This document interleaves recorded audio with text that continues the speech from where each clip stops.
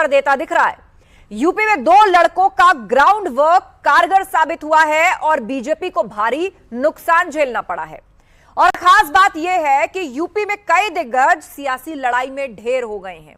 केंद्रीय मंत्री स्मृति ईरानी, अजय मिश्रा टेनी, संजीव बालियान समेत कई केंद्रीय मंत्रियों को शिकस्त झेलनी पड़ी है उत्तर प्रदेश में। अब कांग्रेस ने इशारा किया है कि नए साथी तैयार है और सरकार बनाने की तैयारी की जा रही है। और ऐसे में सवाल यह है कि क्या अब नीतीश कुमार की जेडीयू और चंद्रबाबू नायडू की टीडीपी किंग मेकर का किरदार निभाने जा रहे हैं? आखिर किसके पास 24 की चाबी होगी? आज एक्सपर्ट्स के साथ करेंगे भारत के जनादेश का सटीक विश्लेषण। लेकिन सबसे पहले आप ये रिपोर्ट देखिए।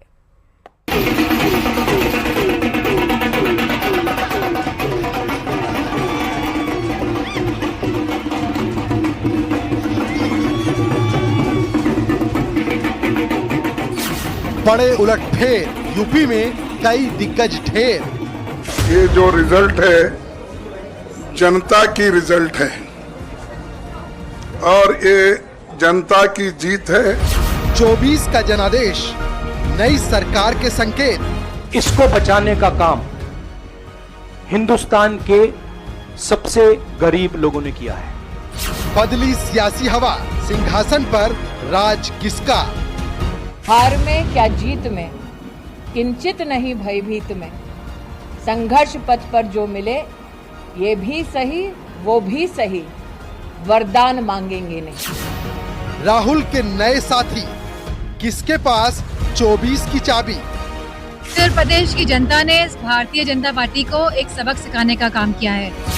नुकसान का दुख, बीजेपी नहीं भांप पाई रुख।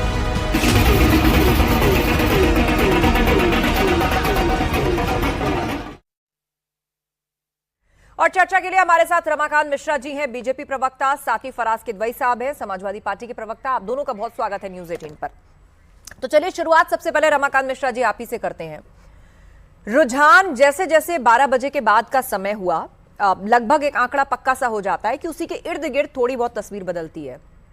2 बजे 4 बजे लगभग तस्वीर वही रही और अब 8 बजे हम ये चर्चा कर रहे हैं। कहां चूक हुई उत्तर प्रदेश के अंदर? घंटों तक मंथन केंद्रीय स्तर पर भी चला और राज्य स्तर पर भी मीटिंग हुई। कहां चूक हुई? देखिए आस्था, निश्चित तौर पर एक बहुत बड़ा ये चुनाव था 2024 का। ये कोई छोटा चुनाव था नहीं। अगर मैं कहूं तो कि ये नगर निगम का चुनाव था या विधानसभा का चुनाव था, ऐसा तो है। ये पूरे देश का चुनाव था, जन जन का चुनाव था, लोकतंत्र का चुनाव था। निश्चित तौर पर इसके अंदर में जहां पे भी मुझे लगता है जो कि कहीं ना कहीं हम जिस उम्मीद के साथ इस चुनाव में आए उस उम्मीद पर हम कहीं ना कहीं खड़े नहीं उतर पाए और जो मैंडेट मिलना चाहिए था वो मैंडेट नहीं मिल पाए। लेकिन एक चीज जरूर स्वीकार करनी पड़ेगी कि ये सबसे बड़ी जीत एनडीए की है और निश्चित तौर पर हमने पहले भी कहा था जो एनडीए की जो जीत है, हम एनडीए मिल करके, चाहे 2014 की बात हो चाहे 2019 की बात हो, एक जरूर बात है जो कि यहाँ पर बीजेपी एक सिंगल पार्टी होते हुए जो मैंडेट मिलना चाहिए था, मैंने आपको बताया ही है। इसके ऊपर में चिंतन तो जरूर होगा, इसके ऊपर में मंथन भी होगा और मुझे लगता है जो कि इसके ऊपर में चिंतन मंथन का दौर भी शुरू हो चुका है। जो पार्टी के जो शीर्ष नेतृत्व है उनके सामने ही सारे विषय है, चाहे वो उत्तर प्रदेश का आप देखेंगे रिजल्ट या पश्चिम बंगाल का। पश्चिम वो बंगाल ठीक है रमाकांत जी, लेकिन एक सीधा सा सवाल है रमाकांत जी, सीधा सा सवाल है कि आपको नहीं लगता कि फिलहाल टैली में जो आंकड़ा एनडीए के पास है 283, ये और कंफर्टेबल होता अगर उत्तर प्रदेश से कांग्रेस ने उनको चुनावी मैदान में उतारा? 2014 से ही लगातार उनकी शिकस्त होती रही, लेकिन इस बार कहानी पलट गई है। यहां इमरान मसूद ने जीत दर्ज कर ली है। कैराना सीट जो कि 2019 में बीजेपी के हिस्से में आई थी, सीट पर इस बार समाजवादी पार्टी की प्रत्याशी इकरा हसन ने जीत दर्ज कर ली है। उत्तर प्रदेश इमरान मसूद ने जिस तरह से जीत हासिल की है तो उनकी राजनीति, जो विरासत की राजनीति वो संभाल रहे थे, जिस पर क्वेश्चन होने लगा था, उसे एक जीवन दान मिल गया है। बीजेपी प्रत्याशी सतीश गौतम आगे हैं। एक और बड़ी खबर है, सतीश गौतम 22,000 से ज्यादा वोटों से आगे हैं। अलीगढ़ से ये खबर आ रही है जहां पर बीजेपी कैंडिडेट सतीश गौतम 22,000 से ज्यादा वोटों से आगे दिख रहे हैं। इमरान मसूद और इकरा हसन की बात कर लेते हैं। इकरा हसन जिन्होंने पहले अपने भाई के लिए खूब मेहनत की और इस बार खुद के लिए मेहनत की और जीत हासिल की, तो वहीं इमरान मसूद जो लगातार लगे हुए थे, पहले सपा, फिर कांग्रेस, बीएसपी और फिर वापस कांग्रेस में आते हैं, इस बार जीत हासिल की उन्होंने। तो कैराना सीट प्रदीप चौधरी की यहां पर हार हो गई है। बीजेपी के प्रत्याशी प्रदीप चौधरी को इकरा हसन ने हरा दिया। और जैसा मेनका कह रही है कि इकरा हसन ने पहले अपने भाई नाहिद हसन के लिए जबरदस्त चुनाव प्रचार किया 2022 के चुनाव में। इस बार उन्होंने अपने लिए मेहनत की और ये सीट समाजवादी पार्टी के खाते में चली गई है। हालांकि अलीगढ़ में सतीश गौतम पीछे चल रहे थे, अब उन्होंने तकरीबन 22,000 वोटों से यहां पर बढ़त बना ली है। लेकिन इमरान मसूद के लिए एक प्रकार से कह सकते हैं कि एक नया जीवन दान उनको मिला है, संजीवनी मिली है, क्योंकि 2014 से लगातार उनकी सियासत को नकारा जा रहा था और यही कारण है कि वो कांग्रेस पार्टी छोड़कर जाते हैं समाजवादी पार्टी में, फिर बीएसपी में चले जाते हैं, बीएसपी से होते हुए एक बार फिर से कांग्रेस पार्टी में आते हैं, चुनावी मैदान में उतरते हैं और जीत दर्ज करते हैं। और इन सब के बीच जो सबसे चौंकाने वाली तस्वीर सामने आई है वो ये कि अमेठी में स्मृति ईरानी की हार हो गई है। तकरीबन 1.5 लाख वोटों से स्मृति ईरानी हारी हैं। बड़ी बात यह है कि थोड़ी देर में वो प्रेस कॉन्फ्रेंस भी कर सकती हैं। और इन्हीं सब के बीच सूत्रों के हवाले से यह भी खबर है कि राहुल गांधी और मल्लिकार्जुन खड़गे भी 5 बजे के आसपास प्रेस कॉन्फ्रेंस कर सकते हैं। तो प्रेस कॉन्फ्रेंस स्मृति ईरानी की उधर होनी है, इधर राहुल गांधी मल्लिकार्जुन खड़गे की होनी है और लखनऊ में मीटिंग चल रही है। बदायूं से बड़ी खबर, आदित्य यादव लगभग 3,000 वोट से आगे चल रहे हैं। आदित्य यादव लगभग 3,000 वोट से आगे चल रहे हैं। बदायूं से खबर, शिवपाल के बेटे, बदायूं से उन्हें टिकट मिला, पहले यहां से किसी और को टिकट, फिर शिवपाल को, फिर आदित्य को मिलता है और लगभग 3,000 वोट से आगे चल रहे हैं। हालांकि थोड़ी देर पहले आदित्य पीछे चल रहे थे और ऐसा माना जा रहा था कि जो परिवार के 5 लोग मैदान में हैं, जिनमें से 4 जीतेंगे और 1 हारेंगे, तो वो शायद ये हो, लेकिन अब ये आगे चल रहे हैं। आदित्य भी आगे चल रहे हैं। बदायूं से बड़ी खबर आ रही है और इस वक्त आलोक अवस्थी जी, बीजेपी प्रवक्ता, हमारे साथ मेहमान के तौर पर मौजूद हैं। हमारे साथ मौजूद हैं हमारे एक और खास मेहमान वीरेंद्र चौधरी जी, पॉलिटिकल एनालिस्ट हैं, और हमारे साथ सौरभ दुबे जी भी मौजूद हैं। सभी से बातचीत करेंगे, लेकिन जो एक बात हो रही थी इमरान मसूद की, वहीं से चर्चा की शुरुआत कर लेते हैं। वीरेंद्र जी, इमरान मसूद बार बार स्ट्रैटेजी बदलते रहे, लोकसभा चुनाव, विधानसभा चुनाव, निकाय चुनाव, हर जगह फिट होने की कोशिश करते रहे। उनके लिए कहा जा रहा था कि विरासत की राजनीति को बचाने की चुनौती अब है उनके सामने, वापस कांग्रेस में आए और जीत हासिल की। है ना, हवा में इंडिविजुअल महत्व नहीं रखता, वो हवा अपने बयार में सबको बहा ले जाती है।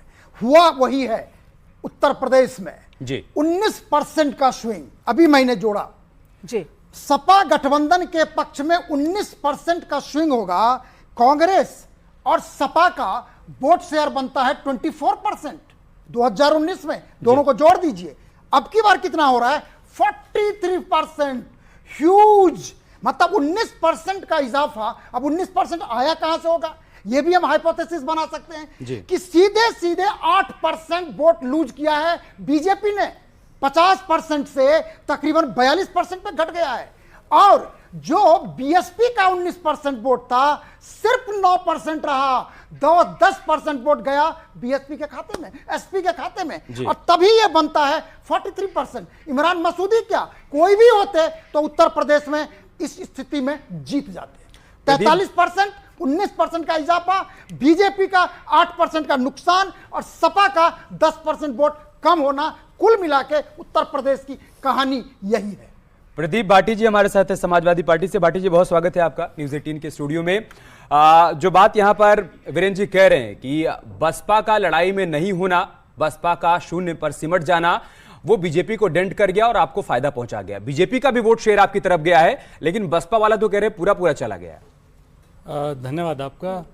देखिए, जो हमने नारा दिया था पीडीए का, पीडीए ने हमारे साथ बड़ी मजबूती के साथ हमारा साथ दिया, माननीय अखिलेश यादव जी का साथ दिया, समाजवादी पार्टी का साथ दिया, और जो हमारी समावेश की राजनीति थी उसको जनता ने हमारे साथ दिया है। और कहीं ना कहीं negative politics Bharatiya Janata party की और जिस तरह के प्रचार माननीय प्रधानमंत्री जी ने उत्तर प्रदेश के अंदर करे, उनको नकार दिया है। वो सारी नफरत वाली राजनीति नकार दी गई है उत्तर प्रदेश के अंदर। उत्तर प्रदेश में हमने भारतीय जनता पार्टी को लगभग हाफ कर दिया है। जो हमने बोला था कि हाफ कर दिया जाएगा, वो हाफ कर दिया माननीय अखिलेश यादव जी ने। अखिलेश यादव जी आज बहुजनों के, पीडीए के सबसे बड़े नेता एक बार फिर दोबारा साबित हुए हैं और उन्होंने फिर अपने आप को ये अपने एग्जाम में साबित किया है कि वो अभी भी बहुजनों के सबसे बड़े नेता। एक और चीज, आपके मुद्दे चले हैं और उन मुद्दों में भरोसा जनता ने, वोटर्स ने जताया है, अखिलेश यादव ने भरोसा जताया है। जोड़ दूं इसमें, ठीक है, आपके पास आती हूँ।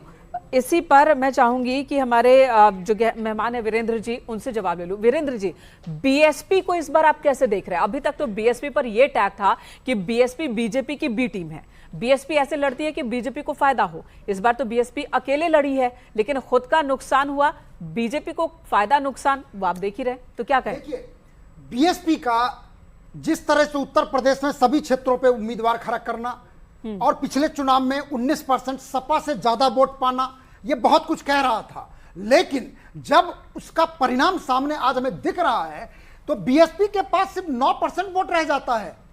ये कैसे हम कह लें कि 9 ही % है सपा का वोट, तो फिर 10% गया कहां? ये 10% के प्रदेश में मुख्यमंत्री उनका, देश में अपने प्रधानमंत्री, राज्यपाल उनके सब प्रचार कर रहे हैं।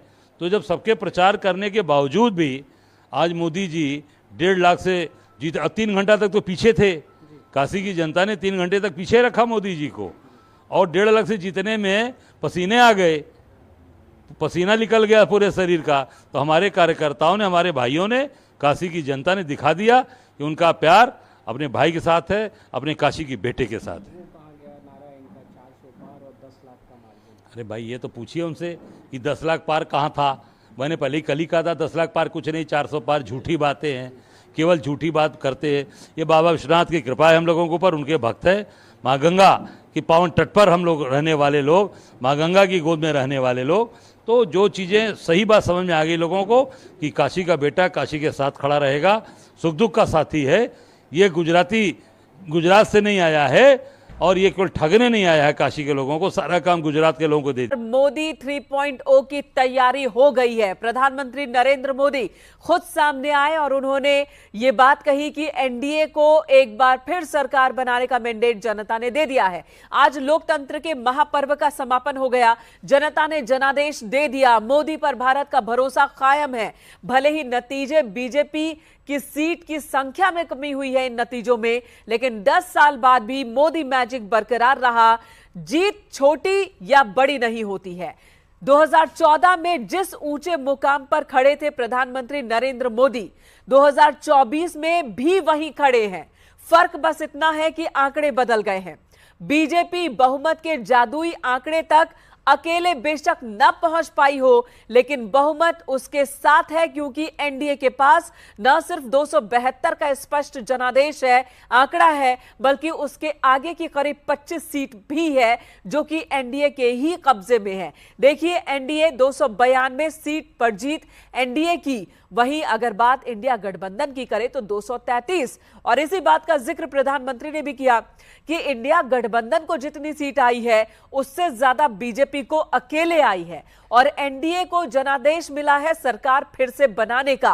प्रधानमंत्री जब सामने आए बीजेपी मुख्यालय में तो यही बात कही उन्होंने। इस आशीर्वाद के लिए मैं सभी देशवासियों का ऋणी हूं। एनडीए की लगातार तीसरी बार सरकार बननी तय है।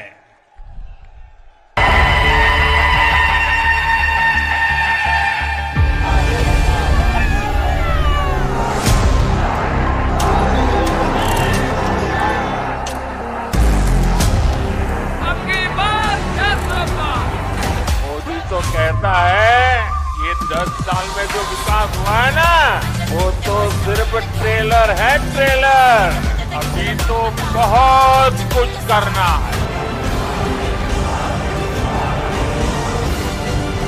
मेरठ की ये धरती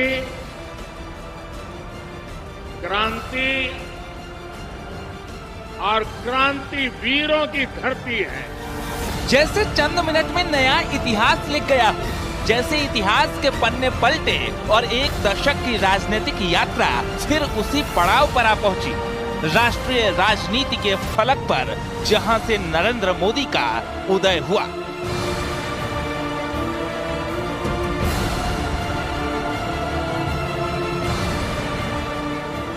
(2014 से 2024)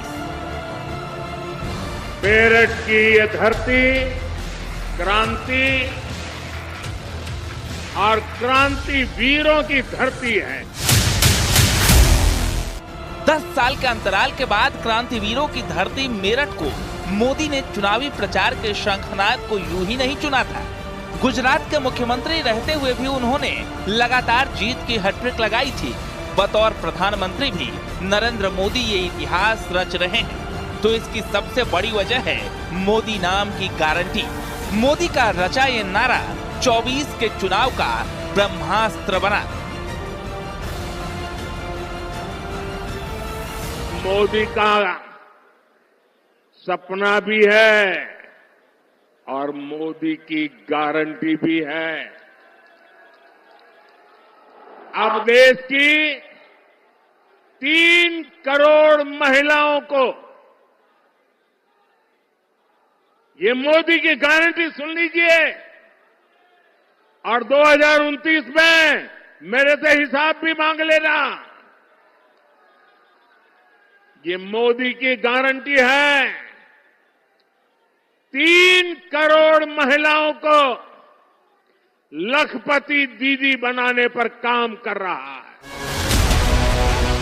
16 अप्रैल को चुनावी ऐलान से पहले ही देश भर में मोदी की गारंटी गूंजने लगी थी।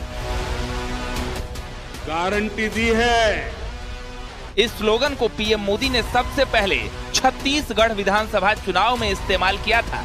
हमारे देश में माताएं बहनें पीड़ा सहती है लेकिन परिवार पर बोझ नहीं होने देती। ये पीड़ा ये गरीब मां का बेटा समझता है और इसलिए आपके इस बेटे ने गारंटी दी है कि मेरी मां अब तेरा 5 लाख रुपया तक का बिल ये तेरा बेटा दे देगा, तेरा बेटा दे देगा। साथियों, मोदी आने गारंटी पूरी करने की गारंटी है। मगर नरेंद्र मोदी की गारंटी पर जनमानस का अटल विश्वास महज चुनावी नारा भर नहीं, 24 के चुनाव में जनता ने मोदी के अथक परिश्रम और पुरुषार्थ की पराकाष्ठा भी देखी।